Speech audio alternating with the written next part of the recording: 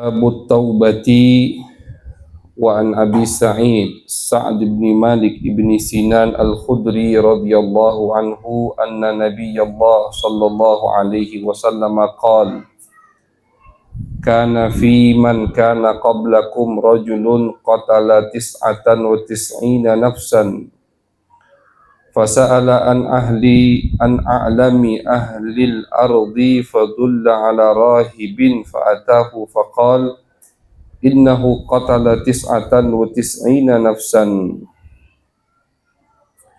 fahal lahu min taubah faqala la faqatalahu fakammala bihi mi'atan thumma sa'ala an a'lami ahli al-ardi fadulla ala rajulin alimin faqala innahu qatala mi'ata nafsin fahal lahu min taubah faqala na'am wa man yahulu bainahu wa bainat taubah intalik ila ardi kadza wa kadza fa inna biha unasan ya'buduna Allah fa'budillaha ma'ahum ya'buduna Allah ta'ala fa'budillaha ma'ahum wa la tarji ila ardika fa innaha ardu su fantalaqa hatta idza nasafa at-tariq atahu al-maut fakhtasamat fihi malaikatur rahmati wa malaikatul adab faqalat malaikatur rahmah jaa taiban muqbilan biqalbihi ila Allah ta'ala wa qalat malaikatul adab innahu lam ya'mal khairan qattu fa'atahum malakun fi surati adabiyyin faja'aluhu bainahum faqala qijaduhu adna ila al-ardi allati arada faqabadathu malaikatur rahmah muttafaqun alaih wa fi riwayatin fi sahih fakana ila al-qaryati as-salihati aqraba bi shibrin faju'ila min ahliha wa fi riwayatin fi sahih fa awhallahu ta'ala ila hadhihi an taba'adi wa ila hadhihi an taqarrabi wa qala qissallahu alaihi wasallam ma'asyiral hadirin wal hadirat Bapak Ibu yang dirahmati oleh Allah. Alhamdulillah malam hari ini kita kembali dikumpulkan oleh Allah di tempat yang insya Allah penuh dengan berkah dalam keadaan sehat walafiat untuk melanjutkan rutinan kita yaitu pembacaan hadis Riyadhus Shalihin, hadis-hadis yang dikumpulkan oleh Al-Imam An-Nawawi rahimahullah. Kita masih berada di bab taubat, hadis-hadis yang menerangkan bahwasannya Allah subhanahu wa ta'ala maha menerima taubat hamba-hambanya, yaitu hadis yang barusan dibaca riwayat Abu Sa'id Al-Khudri, sahabat baginda Nabi besar Muhammad sallallahu alaihi wasallam. Beliau meriwayatkan hadis dari Nabi besar Muhammad sallallahu alaihi wasallam. Nabi bercerita. Jadi yang beliau riwayatkan tadi hadis yang kita baca itu adalah hadis cerita dari baginda Nabi besar Muhammad sallallahu alaihi wasallam. Nabi bercerita, kata Nabi, dulu kana fi man kana qablakum, dulu sebelum kalian ada orang dari umat Bani Israel. Seorang laki-laki, kata Nabi, dari Bani Israel, qatala tis'atan wa tis'ina nafsan. Ini orang sudah membunuh 99 orang. Laki-laki ini, kata Nabi, sudah membunuh 99 orang. Bukan sedikit, Bu. Yang dibunuh 99 jiwa. Satu saja itu dosanya sudah luar biasa. Dalam hadis Nabi besar Muhammad SAW, hadis lain beliau pernah bersabda bahwasannya, kata Nabi, menghancurkan Ka'bah lebih baik atau lebih ringan dosanya daripada menyakiti hati seorang muslim, apalagi menumpahkan darahnya. Jadi membunuh itu dari dulu sudah termasuk daripada dosa besar. Di semua agama, membunuh orang lain dosa besar. Kata Nabi, saking besarnya dosa membunuh, saking besarnya dosa membunuh, ketika kata Nabi, ada dua orang yang saling adu pedang atau saling adu senjata. Al-qatil wal maqtul finnar. Kata Nabi, yang membunuh dan yang dibunuh itu masuk api neraka. Ketika ada dua saudara seagama, tentunya agama Islam, saling adu senjata, satunya terbunuh, maka kata Nabi, dua-duanya di neraka. Sahabat tanya, ya Rasulullah, kalau yang bunuh di neraka, okelah, kami paham. Fama balul maktul. Terus yang terbunuh dosanya apa? Kok dia juga masuk neraka? Dia korban di situ. Apa jawab Nabi Muhammad SAW? Li'annahu kana harisan ala qatli sahibihi. Iya, dia juga masuk neraka karena dia juga niat untuk membunuh temannya. Tentunya ini kasus dua orang cekcok, berantem, bawa senjata, tidak taunya satunya terbunuh. Kata Nabi, karena yang terbunuh niat untuk membunuh lawannya, cuman dia sial mungkin, akhirnya dia yang terbunuh, takdirnya dia yang mati, tetap masuk api neraka jahanam. Niat mau bunuh. Jadi membunuh dosa besar. Nyakiti hati orang mukmin muslim itu udah dosa besar. Zalim apalagi sampai menumpahkan darah mereka. Ini orang dari Bani Israel, kata Nabi, sudah membunuh 99 orang. Artinya bukan satu dua, puluhan ada yang bunuh. Fasa'ala an a'lami ahlil ardi. Akhirnya dia sedikit sadar, ada rasa ingin bertaubat kepada Allah. Akhirnya dia nanya, siapa sekarang ini orang yang paling alim, yang paling paham, yang paling dekat dengan Allah? Aku ingin bertaubat. Dia pengen taubat. Kata ulama, menunjukkan bahwasannya betapapun besar dosa kita, sebesar apapun dosa yang dilakukan, tidak menutup kemungkinan pintu taubat kembali kepada Allah Subhanahu wa ta'ala. 99 orang udah dibunuh ini sama dia. Tidak taunya dapat angin ingin bertaubat. Sedikitlah baru sadar, pengen cari orang alim, ingin bertaubat, ingin kembali ke jalan Allah. Jadi kata ulama, kita jangan memustahilkan ketika melihat orang atau diri kita yang banyak maksiat, atau kerabat teman kita yang banyak maksiat, jangan kita anggap mustahil mereka bisa bertaubat kembali kepada Allah Subhanahu wa ta'ala. Jangan kita anggap, wah dia ini bejatnya itu tiada tandingnya, dari A sampai Z semua maksiat dia lakukan, tidak mungkin dia bertobat. Jangan beranggapan seperti itu, karena pintu taubat Allah sangat luas sekali. 99 sudah dia bunuh, ternyata ingin bertobat. Akhirnya ditunjukkan kepada fadullah ala rahib, kepada orang yang ahli ibadah, bukan orang alim, hanya orang ahli ibadah, tapi tidak memahami ilmu syariat Nabi mereka. Datang ini pembunuh. Kata pembunuh ini, aku sudah membunuh 99 orang. Fahal lahu min taubah. Kira-kira bisa tidak aku taubat? Diterima atau tidak kalau aku ingin taubat, ingin kembali ke jalan Allah?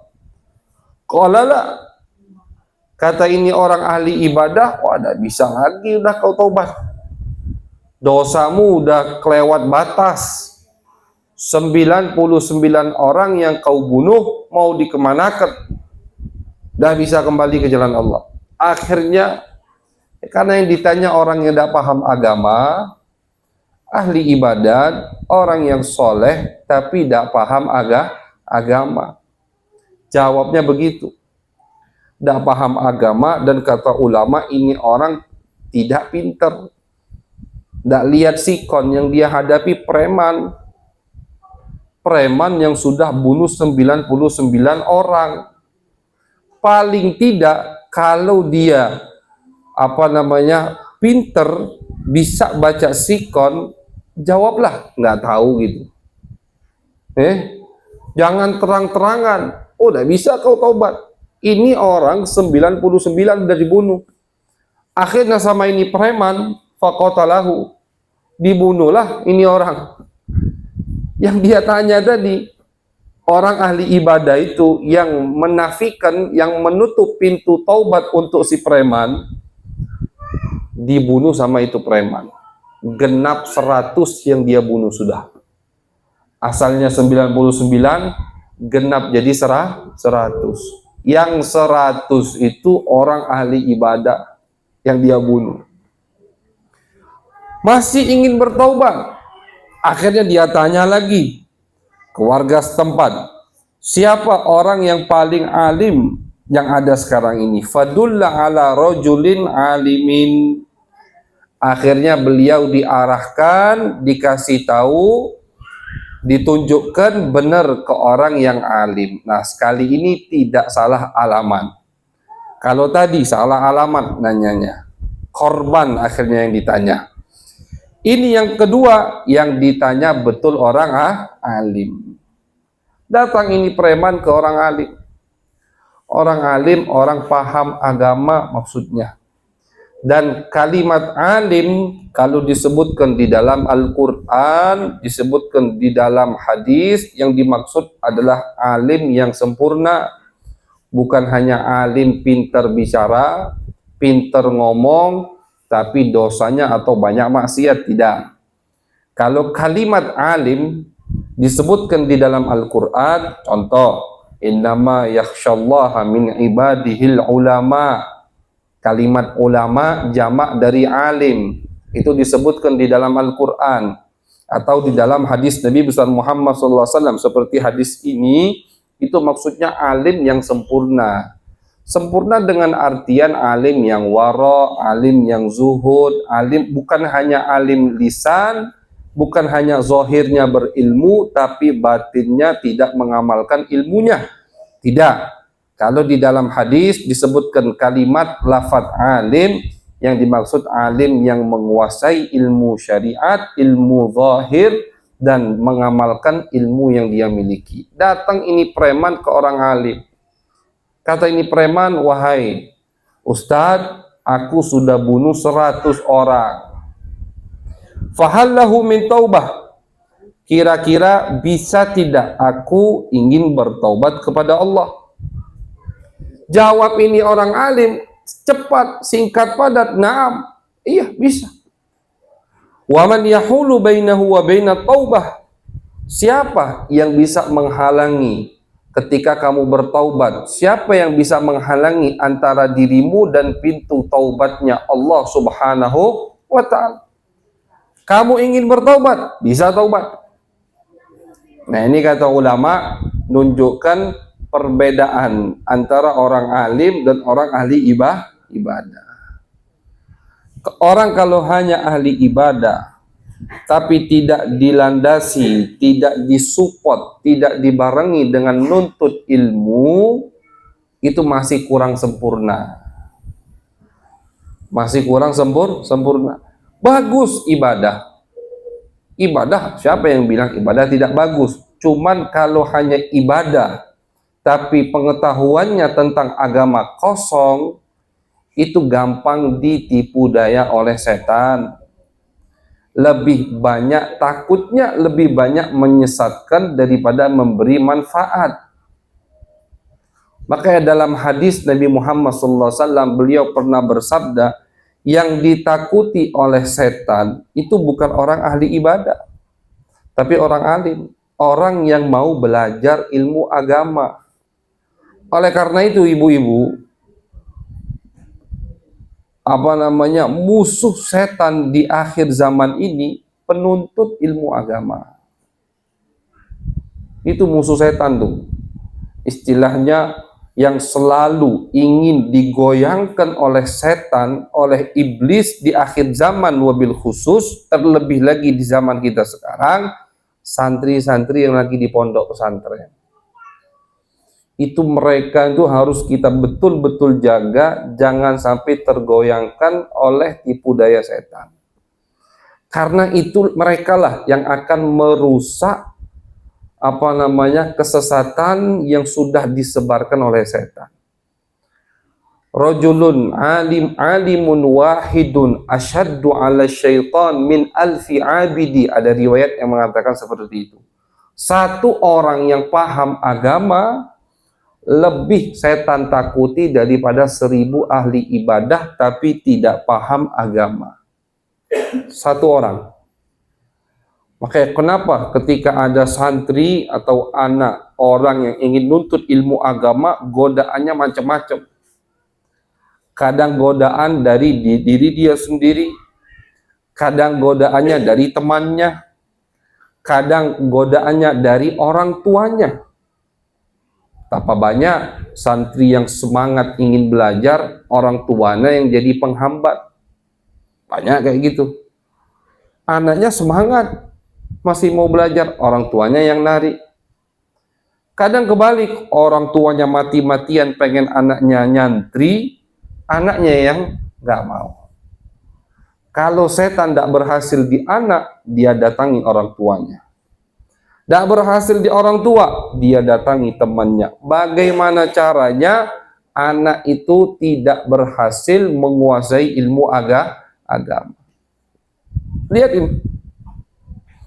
Perbedaan orang yang hanya beribadah dan perbedaan orang yang ibadah plus menguasai ilmu agama. Kalau yang ahli ibadah di budaya sama setan. Saya diceritakan pernah suatu hari ketika Syekh Abdul Qadir Al-Jailani, beliau lagi beribadah, lagi bermunajat kepada Allah di malam hari. Tiba-tiba dari tempat ibadahnya muncul cahaya. Cahaya ini mengeluarkan suara, "Ya Abdul Qadir, inni anallah." Wahai Abdul Qadir, aku ini Allah. Kata cahaya itu. Ahlaltu laka al-haram wa asqattu alaika as-salawat. Wahai Abdul Qadir, Syekh Abdul Qadir Jailani, terkenal, aku sudah menghalalkan semua yang haram untukmu. Yang haram-haram boleh kau lakukan semua, wahai Abdul Qadir. Yang wajib-wajib, sholat, puasa, udah tidak perlu Abdul Qadir. Kau udah nyampe, udah wali, derajatmu udah tinggi. Yang halal, yang haram halal untukmu, yang wajib nggak wajib lagi, sudah bebas. Syekh Abdul Qadir tidak jawab satu kalimat pun, dia ambil sendalnya, dia lempar itu cahaya. Cahayanya dilempar. Ikhsa ya aduwallah, diam kau wahai musuhnya Allah. Tahu itu iblis. Kata Syekh Abdul Qadir Jailani, ini lihat, orang yang paham ilmu agama atau menguasai ilmu agama. Kalau memang yang haram-haram akan Allah halalkan untuk hamba dari hambanya, yang wajib-wajib akan Allah tidak wajibkan untuk seorang hamba, itu pasti akan Allah berikan kepada Sayyiduna Muhammad Rasulullah Sallallahu Alaihi Wasallam. Kata Syekh Abdul Qadir, nah ini lihat, orang yang paham ilmu sejarah, tahu sejarah Nabi. Salah satu contohnya ini, kalau memang ada hamba yang akan Allah halalkan untuknya semua yang haram, dan akan Allah jatuhkan yang wajib tidak wajib lagi, pasti akan Allah berikan kepada Nabi Muhammad sallallahu alaihi wasallam. Tapi kata Syekh Abdul Qadir, Nabi sampai wafat pun di hari beliau wafat masih sholat subuh. Di hari Nabi wafat di waktu duha. Kurang lebih jam 9, jam 10 segitu pagi. Di hari Senin. Subuhnya itu Nabi masih sholat. Nabi sakit 2 minggu. Masih kadang sholat berjamaah di masjid, dibopong oleh sahabat, tidak sanggup jalan sendirian. Masih sholat sampai akhir hayat Nabi. Yang haram masih ditinggalkan sama Nabi Muhammad. Kok bisa aku dari umatnya Allah kasih satu kedudukan yang menghalalkan semua yang haram dan menjatuhkan semua yang wajib. Ini iblis ini, bukan lempar pakai sendal. Cahayanya berubah jadi api, bentuk iblis asli. Sambil nyengir itu iblis berkata, wahai Abdul Qadir, sudah 70 orang ahli ibadah yang aku sesatkan dengan tipu daya ini. Sebelum kau ini 70 orang ahli ibadah sudah aku sesatkan, berhasil. Mereka tidak sholat lagi karena beranggapan sudah ma'rifatullah.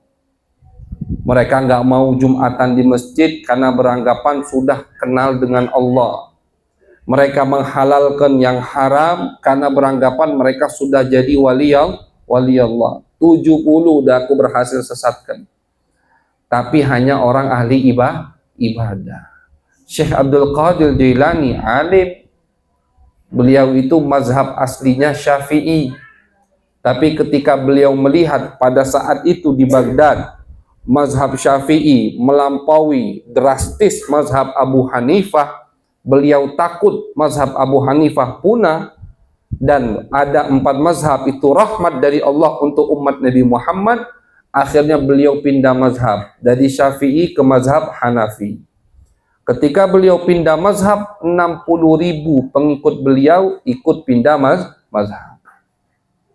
Alim, menguasai 2 mazhab, itu yang kita tahu, yang diriwayatkan. Mazhab Imam Syafi'i dan mazhab Imam Abu Hanifah. Alim. Tidak ada wali yang tidak alim. Mustahil.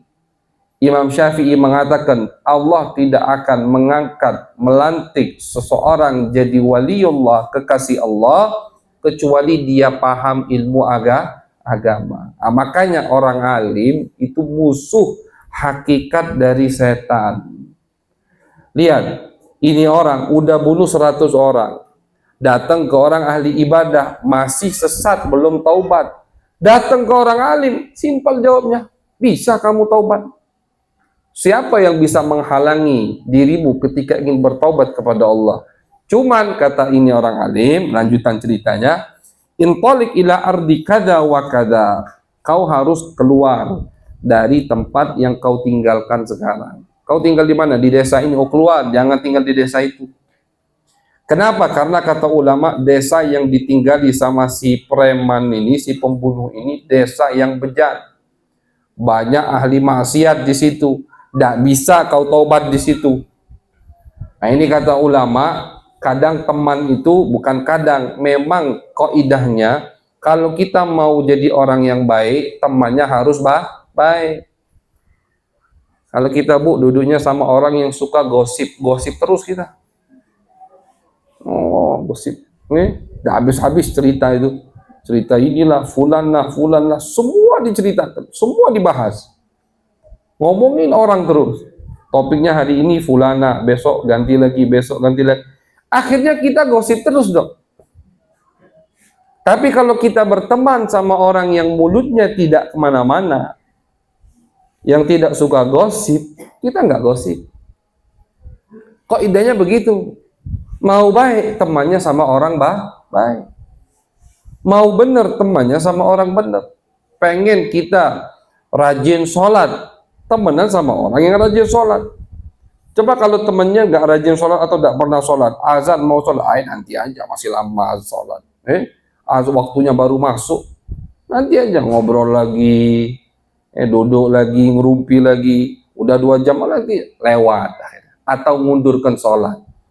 Kalau temannya orang yang rajin sholat, ayo kita sholat dulu. Begitu kan? Innal qarina bil qarini yaqtadi.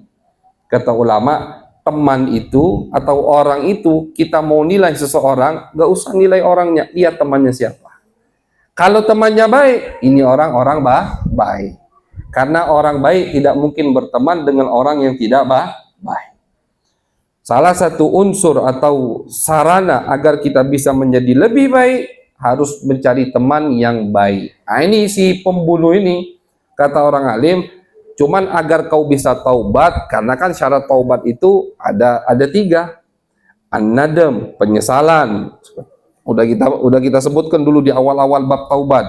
Kemudian kedua, niat tidak mau meninggalkan apa yang dia lakukan. Apa yang dia lakukan dari dosa tersebut wajib dia tinggalkan. Ketiga, niat tidak mau kembali ke perbuatan tersebut. Agar tidak kembali ke perbuatan pembunuhan, ini pembunuh harus keluar dari tempat tinggalnya. Jadi kata ini orang alim, wahai fulan, kalau kau betul pengen taubat, tinggalkan tempat tinggalmu sekarang. Rumah kau tinggalkan. Kemana aku? Pergi, kata ini orang alim, ke desa fulan, disebutkan desanya, di situ banyak orang ahli ibadah, ikutlah ibadah bersama mereka. Karena niatnya tulus ingin bertaubat, dia tinggalkan. Subhanallah, di tengah jalan, hatta idza nasafat tariq atahul maut. Di tengah jalan dia meninggal dunia. Ini pembunuh, ini preman. Belum sampai ke tempat yang diarahkan oleh orang alim. Belum, baru dia ninggalkan desanya, di tengah jalan meninggal dunia. Fakhtasamat fihi malaikatur rahmah wa malaikatul azab. Akhirnya 2 malaikat, malaikat rahmat dan malaikat azab berebut. Kata malaikat rahmat, ini punya aku. Dia udah niat mau taubat. Kata malaikat azab, ini punya aku. Mau aku azab. Kenapa? Dia belum beramal baik. Belum ada amal apa-apa. Dosanya 100 orang yang dia bunuh. Ribut 2 malaikat. Yang satu ngomong ini punya dia, malaikat rahmat, malaikat azab ngomong ini punya dia. Waqalat malaikatul azab innahu lam ya'al khair qattu fa'atahum malakun fi surati adabiyyin. Tiba-tiba datang, Allah kirim malaikat ketiga. 2 malaikat ribut. Satu bilang punya dia, satu yang lagi bilang punya dia. Datang malaikat ketiga. Allah kirim malaikat ketiga dalam bentuk manusia. Allah kirim, kata Nabi, malaikat ketiga dalam bentuk manusia dan menghakimi 2 malaikat yang lagi cekcok ini. Ini kata ulama, artinya jangankan manusia, malaikat pun ketika lagi cekcok harus ada orang ketiga yang menjadi hakim, apalagi manusia. Kalau lagi cekcok harus cari orang ketiga. Orang ketiga harus orang yang netral, bukan yang ada di pihak si A atau di pihak si B untuk menjadi hakim. Allah kirim hakim malaikat ketiga, tapi bentuk manusia. Kata malaikat ketiga, qisu ma bainal ardain fa ila ayatihi ma kana adna fahuwalah. Ukur di mana dia meninggal. Oh, meninggalnya di sini. Ukur lebih dekat kemana? Lebih dekat ke tempat yang dulu dia banyak maksiat, membunuh 100 orang, atau lebih dekat ke tempat yang ingin dia bertaubat, beramal kepada Allah Subhanahu wa ta'ala. Ukur mana yang lebih dekat. Kalau dekat ke tempat awalnya, tempat yang dia bunuh 100 orang, maka dia punya malaikat azab. Silahkan ambil. Tapi kalau dia lebih dekat ke tempat yang ingin dia bertobat dengan orang-orang ahli ibadah, berarti dia punya malaikat rahmat. Diukur. Ternyata alhamdulillah lebih dekat ke tempat ahli ibadah. Wa fi riwayah, diriwayatkan. Tambahan riwayat cerita ini, ternyata ini orang masih lebih dekat ke tempat dia banyak bunuh orang dulu. Artinya apa? Berarti ini punya malaikat azab. Masih lebih dekat, artinya dia baru betul keluar dari desanya. Masih lebih dekat ke tempat yang dia bunuh 100 orang dulu. Tempat dia taubat masih jauh. Cuma di situ Allah turun tangan. Allah, ma'asyiral hadirin wal hadirat, Allah itu zat yang maha penerima taubat dan cinta dengan hamba yang ingin bertaubat. Allah dalam Al-Quran katakan, innallaha yuhibbut tawwabin wa yuhibbul mutatahhirin.